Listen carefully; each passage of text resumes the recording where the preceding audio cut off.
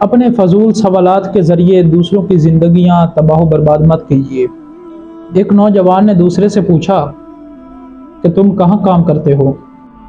تو اس نے جواب دیا کہ میں فلاں دکان پر کام کرتا ہوں۔ اس نے پوچھا کہ آپ کو وہ کتنی تنخواہ دیتے ہیں؟ اس نے کہا کہ 5,000۔ نوجوان نے بڑی حیرت سے کہا کہ بس 5,000؟ اتنے میں آپ کا گزر بسر کیسے ہوتا ہے؟ یقیناً وہ دکان والا اس لائق نہیں کہ آپ اس کے پاس اتنی کم تنخواہ پہ کام کریں۔ اس دن سے اسے اپنے کام سے نفرت ہونے لگی اور وہ دکان والے سے تنخواہ بڑھانے کی درخواست کرنے لگا۔ دکان والے نے تنخواہ بڑھانے سے انکار کر دیا تو اس نے کام کرنا ہی چھوڑ دیا۔ پہلے جو کچھ کما بیٹھتا تھا اس سے بھی ہاتھ دھو کر بیٹھ گیا اور بیکاری کی زندگی گزارنے لگا۔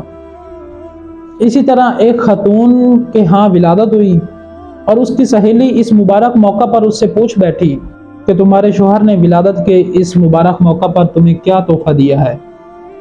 تو اس خاتون نے کہا کچھ بھی نہیں۔ تو اس کی سہیلی بڑی حیرت سے کہنے لگی کہ کتنی عجیب بات ہے، اس کے نزدیک تمہاری کوئی اہمیت ہی نہیں۔ اس کی سہیلی الفاظ کا یہ بارود اس پر ڈال کر چلتی بنی اور دوپہر کے ٹائم جب اس کا شوہر گھر آیا تو دیکھا کہ بیوی بہت ناراض بیٹھی ہے۔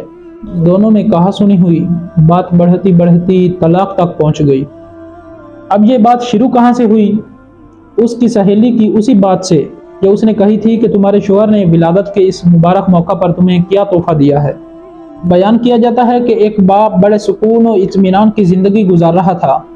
ایک دن کسی نے کہہ دیا کہ کیا تمہارا بڑا بیٹا تمہاری خیریت پوچھنے نہیں آتا؟ کتنی عجیب بات ہے، آخر اس کی کیا مجبوری ہے؟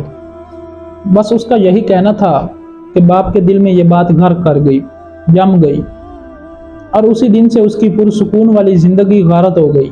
ہماری روزمرہ زندگی میں بارہا ایسے سوال پوچھے جاتے ہیں جو دیکھنے میں بڑے معصوم لگتے ہیں مگر حقیقت میں زندگیاں تباہ کر دیتے ہیں۔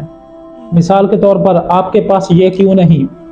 آپ وہ فلاں چیز کیوں نہیں لے لیتے؟ آپ یہ اذیت بھری زندگی کیسے جی رہے ہو؟ آپ اس بندے کو کیسے اپنی زندگی میں برداشت کر رہے ہو؟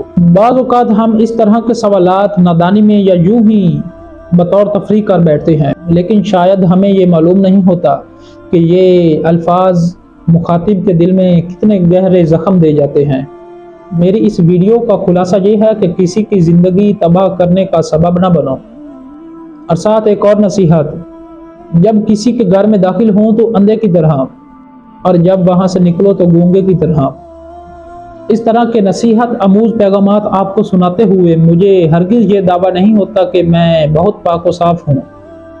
اس لیے ان پیغامات کا سب سے پہلا مخاطب میں اپنے آپ ہی کو سمجھتا ہوں، اور میرے اس پیغام کا ایک ہی عنوان ہے: دوسروں کی زندگیاں تباہ و برباد مت کرو۔